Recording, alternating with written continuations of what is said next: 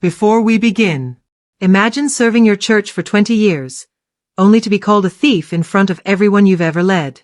Imagine being escorted out in handcuffs, while the people you trusted most point at you. Now imagine this. The man they just humiliated used to investigate financial fraud for a living. Tonight's story is about betrayal, calculated silence, and karma that came with receipts. Welcome to Revenge Served by Karma with Etta. Stay until the end, because the final twist will leave you speechless. This is Elias Thorne's story, in his own words. I was mid-sentence when Silas Vane walked onto the stage and took the microphone directly out of my hand. Not beside me. Not beside the pulpit. He reached across my body and took it, the way you take something from someone you have already decided no longer owns it. 1,400 people went silent. The cameras were live. The red lights blinked without mercy across the citywide broadcast, streaming into homes and businesses and hospital waiting rooms. I had stood at that pulpit through floods and funerals, through seasons of plenty and seasons when only the faithful few showed up. 20 years. Every Sunday. Every midnight hospital call. Every graveside in the rain. Silas cleared his throat. His voice was smooth. Rehearsed. I apologize for this interruption. But the board of directors has a responsibility to this congregation that cannot wait another Sunday. He turned and looked at me. Not with anger. With something far worse than anger. With the quiet certainty of a man who has already decided how this ends. Pastor Elias Thorne has been stealing from you. $200,000 from the Widows and Orphans Fund, money you gave to feed children and bury the poor, has been taken by the man standing beside me. The sound that moved through that congregation was unlike anything I had heard in 20 years of ministry. It started as a gasp. Then it became something darker. A woman in the third row stood and pointed at me. A man near the back shouted something I could not make out. I had buried their parents. I had blessed their babies. They were hissing at me. I did not speak. Whatever Silas had planned for this moment, he had planned it carefully. An unprepared defense in front of 1,400 people and a live broadcast would only make me look exactly as guilty as he needed me to look. So I stood still. And I thought about the leather ledger sitting in my truck in the parking lot. They had absolutely no idea what they had just started. Silas wasn't finished. He reached into his jacket pocket and produced a folded document. He held it up for the cameras with the ease of a man who had rehearsed this exact gesture 100 times. A bank statement, he announced. Signed by Elias Thorne. Authorizing a lease on a luxury vehicle, a Porsche, paid for with your tithes. Another wave of noise rolled through the room. Then Silas looked down at my shoes. He did it slowly, deliberately, letting the cameras catch every second of it. My shoes were scuffed. Resold twice. I had bought them 11 years ago because they still had life in them and there were always better uses for money than new footwear. Look at this man, Silas said, and there was a soft laugh underneath his voice. He dressed like a servant. He preached humility. He asked you to give sacrificially. And while your grandmothers emptied their purses, this man was leasing Porsches with your tithes. He paused. Let the silence do its work. The board has voted unanimously. Pastor Thorne's employment is terminated. Effective immediately. 2 men I had never seen appeared from the side door. Large. Efficient. One took my elbow. I walked with them because I chose to, not because they forced me. And that distinction mattered to me even if it mattered to no one else in that building. They led me through the side door. Not the main entrance, where people would have watched me leave with dignity. The side door. The one that opened directly into the alley. It was raining. Cold and steady. It soaked through my jacket in seconds. The door closed behind me. I stood there and listened to Silas's voice continuing inside, still performing, still building his case for 1,400 people and a live camera. I looked down at my shoes in the rain. I had seen that bank statement clearly from the stage. The signature looked like mine. A very good copy. But I had noticed something small, something that required a particular kind of trained eye. The ink had a specific sheen I had not seen in 20 years. Not since I sat behind a very different desk in a very different life. I almost smiled standing there in the alley. Almost. Here is what Silas Vane did not know about me. Before I was ordained, I spent 8 years as a senior auditor for the Global Banking Oversight Division. I traced money through shell companies across 12 countries. I trained junior investigators. I wrote compliance frameworks that 3 governments still use today. I left that career when I was called to ministry. I left quietly and completely and I did not talk about it, because I wanted people to see a pastor, not a financial expert. But I never stopped being an auditor. Not fully. For 20 years, from the small office behind the sanctuary that the board thought I used only for prayer, I had been cross-referencing every cent that moved through Harvest Cathedral. Every donation logged. Every withdrawal recorded. Every transfer reconciled against bank statements I had quiet access to as senior minister. The leather ledger in my truck was 2 decades of meticulous records. Not a diary. An audit trail. And there was something else. 8 months before Silas took that microphone, I had linked the church's digital donation system to forensic accounting software through a passive integration running silently in the background of the church's administrative network. Here is how it worked. Every time a donation was entered into the system, a copy was logged in the forensic software. And every time an entry was subsequently modified, reduced, or deleted, as had been happening systematically for 4 years, the software captured the original entry, the modification, and a timestamp. Every deletion was documented. And every deletion triggered an automatic real-time notification directly to Detective and Sorrel of the Financial Crimes Unit. Not when I chose to report it. Automatically. Every single time. By the time Silas walked onto that stage and took the microphone out of my hand, Detective Sorrel's unit had already received 412 individual fraud notifications spanning 38 months. The case was already built. Silas thought he was closing a door. He was walking through the one I had left open for him. My belongings were on the lawn when I turned the corner. Boxes of books, some open, pages going dark with rain. Clothes in garbage bags. The wooden cross my father gave me at my ordination lying in the grass. And Clara's college textbooks, she had left them at the parsonage the previous weekend, stacked in a pile, soaking through. The locks had been changed. A notice was taped to the door. I didn't need to read it. I picked up the cross first. Then I gathered Clara's textbooks and held them under my jacket. I loaded what I could into my truck and covered the rest with a tarp. Then I sat in the driver's seat and called my daughter. Clara was 23. She had her mother's eyes and her mother's stubbornness and a gentleness she had earned, not inherited.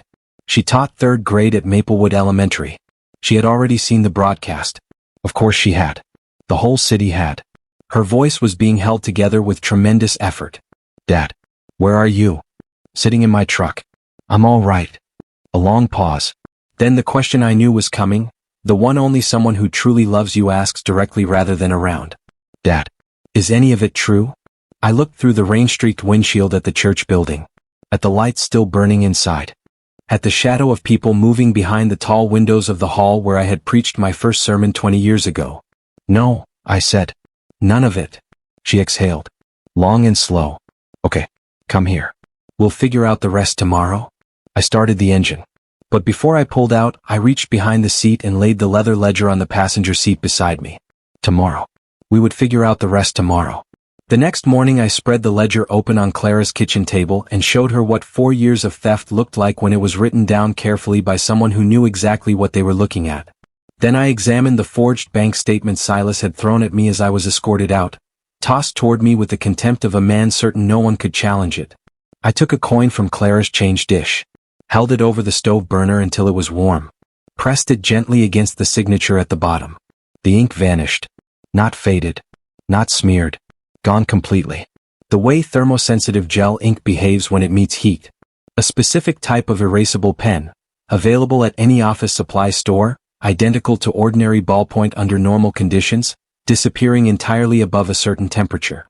Clara stared at the blank space where my name had been. They used an erasable pen, she said slowly. Designed to look real at a distance, I said. Photographed for social media. Shown to a live audience. Never meant to be examined by anyone who knew what to look for. She looked at me. Who would know to look for that?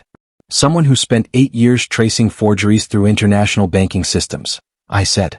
Before he became a preacher. Clara sat back in her chair. I watched her face as the full picture assembled itself. This was not a disgruntled elder cutting corners. This level of coordination, the sourced pen, the forged document, the staged broadcast, required multiple people, careful planning, and something much larger to protect. I opened the ledger to year 15. Sit down, I said. I need to show you what they've actually been doing. The scheme had been running for 4 years, and it was elegant in the way that well-designed crimes always are, built from pieces that each looked, in isolation, like an accounting error. A developer named Harmon Cross had been routing cash through the church's offering system. Significant amounts. Structured in careful weekly deposits, each small enough to avoid scrutiny, collectively enormous. The cash entered the church as donations. It exited with a clean, tax-documented origin. The church was a laundering machine.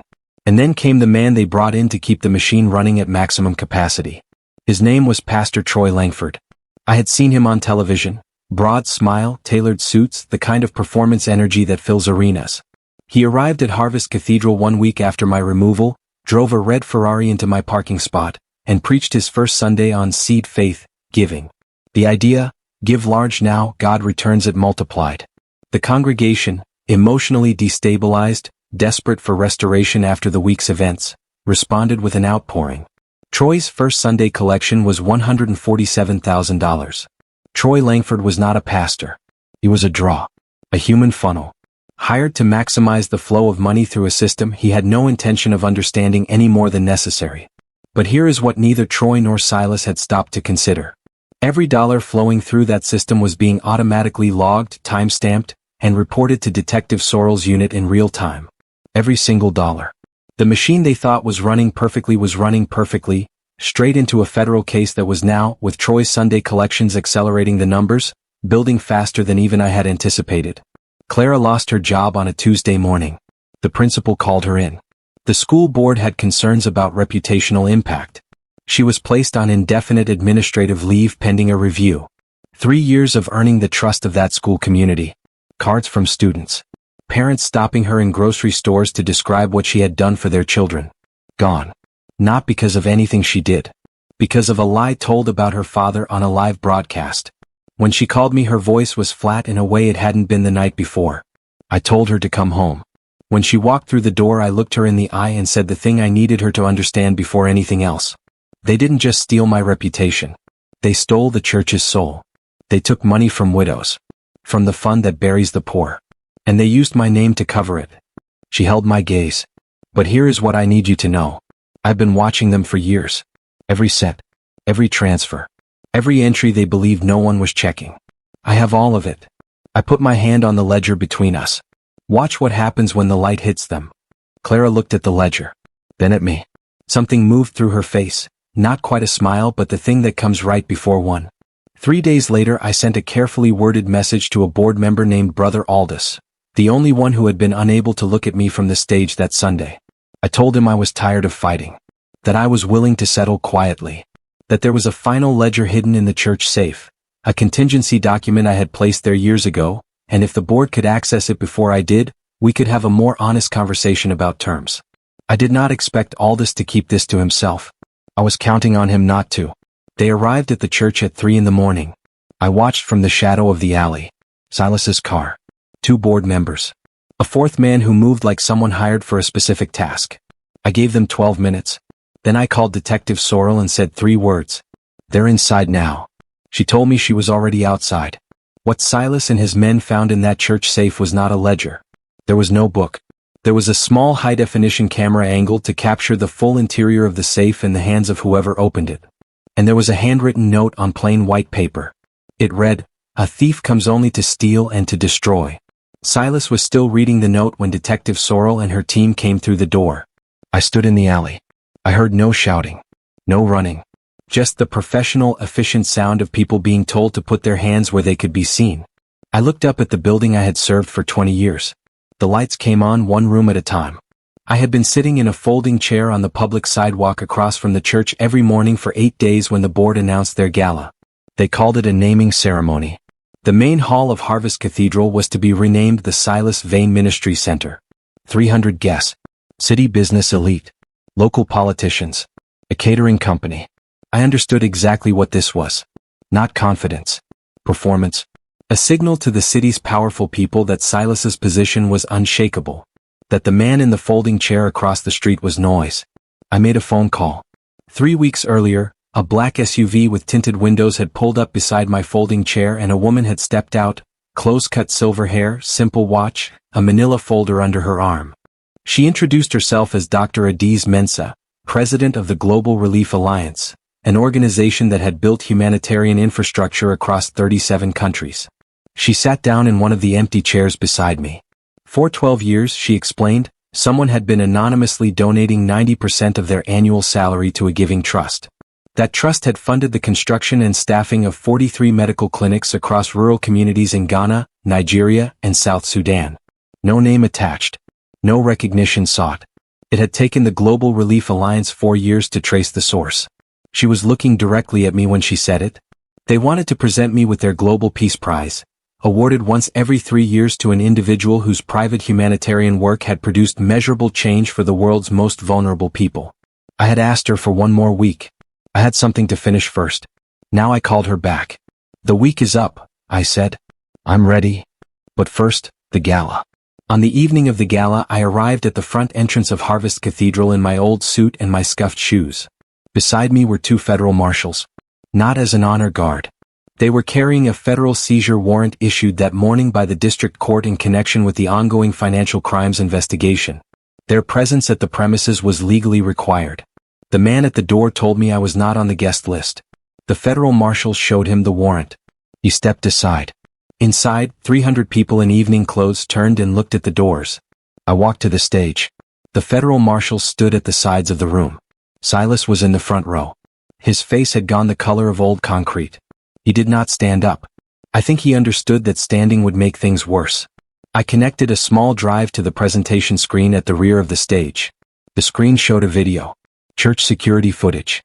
Mrs. Gable, 90 years old, cane in hand, crossing the foyer on a Sunday morning and placing an envelope directly into Silas Vane's hands. The room was very quiet. Then the screen split. The right side showed the official offering record for that Sunday. Mrs. Gable's entry. The logged donation amount. $0.00. The sound that moved through that room was not anger. Not yet. It was pain. The specific pain of people who have just understood something terrible that cannot be undone. Someone near the back said no, not loudly, not angrily. The way you say it when you have seen something you cannot unsee. I showed 3 more. Different Sundays. Different donors. All elderly members. All logged at 0 while the security footage showed cash handed over in person. I did not explain. I did not editorialize. I simply showed the numbers and let 300 people do the rest. Troy Langford had been watching from the head table to the right of the stage. During the second slide he stopped looking at the screen. He was looking at the exit. He made his move during the 4th slide, stood smoothly, unhurried, the practiced walk of a man trying very hard not to look like he was running, and moved toward the side door. Detective Sorrell's partner was standing just inside it. The news reports that ran within the hour told what happened next. Troy's vehicle, parked in my old parking spot, the senior pastor's space, contained a carry-on suitcase. Inside, $340,000 in cash, withdrawn from church accounts in 3 carefully structured amounts over 5 days. Each withdrawal just under the bank reporting threshold. He was arrested in the parking lot in his tailored suit. He began talking immediately. His lawyer was not present. This was, his lawyer would argue later in court, a significant error. Troy told the arresting officers that the financial arrangements were structured entirely by Silas Vane. That he had been brought in as a performer, a draw to increase money flow, and the back-end management had nothing to do with him. Whether fully true was for the court to decide. What it did immediately was ensure that by the time gala guests were filing into the evening air, Silas Vane's name was appearing in breaking news alerts alongside words he had spent his entire career keeping at a safe distance. Inside the hall, nobody was eating the catered food anymore. The morning after the gala, every personal bank account belonging to a board member of Harvest Cathedral was frozen by order of the district court. Silas discovered that his primary account, his secondary account, and the joint investment account he held with his wife contained a combined balance of $11.40. He called his attorneys. Prominent firm. $800 an hour. They informed him that their representation required a retainer payment and that they were unable to proceed on goodwill alone. Silas could not pay the retainer. 3 weeks later, at his bail hearing, the judge, the Honorable Warren Osei, listened to the defense argument about community standing and first-time offender status without visible reaction. Then he set down his pen and looked at Silas directly. You mocked a man's poverty while you dressed yourself in stolen wealth. You called his humility a performance while your own integrity was entirely fiction. A man of genuine community standing does not acquire it by destroying another man's. Bail denied. Silas Vane was remanded into custody. But the collapse wasn't finished. Not even close. The land question emerged during the property seizure proceedings. Harvest Cathedral's building, its parking structure, and the 6 houses on the church grounds, including the cottages where 3 board members lived rent-free, sat on a 12-acre parcel in the center of the city. The board believed the church owned this land outright. What they had never read carefully enough in the original transfer document, recorded in the county archive, which I had located 18 months earlier and quietly verified with 2 property law specialists, was that the land had been donated by my grandfather, Reverend Caleb Thorne, who founded Harvest Cathedral in 1971, subject to a ministry trust with one condition. If the land was ever used for fraud or personal enrichment, control reverted to the named trustee. My grandfather had named his eldest son. His son had named me. I was the trustee of the land Harvest Cathedral stood on. My attorney filed the trust claim the morning the property seizure began. The board members living in church-ground cottages received formal notice. 45 days to vacate. Board Secretary Vivian Alcott posted a video from her kitchen table 3 weeks after the gala. 12 minutes. No lawyer. No script. Just a woman looking directly into a camera. She described how the scheme began. How she had been told the financial restructuring she was asked to approve was standard practice for growing ministries. The exact moment she understood it was not. The fear that kept her quiet afterward. Then she described the meeting where the decision was made to frame me. Silas had presented it as necessary, removing an obstacle. I had refused, apparently, on 3 separate occasions over the previous year to approve financial actions that would have accelerated the laundering. My refusals had been recorded in board minutes as pastoral disagreements. What they actually represented was an auditor who had seen the full picture and would not put his signature on it. So they put my signature on it themselves. Vivian said she had voted against it. She said she had been told that if she did not cooperate, her consequences would be worse than mine. She said she was not asking for sympathy. She was asking for the chance to tell the truth before the truth was only told about her. 4 million views by morning. Then came the mayor. He stood at a podium outside City Hall and formally extended the key to the city to Reverend Elias Thorne. He read a public apology on behalf of the city's leadership for the failure to properly investigate before the accusations became a live broadcast watched by tens of thousands. He called it, the greatest miscarriage of character this city has witnessed in a generation. Clara stood beside me when the mayor placed the key in my hands.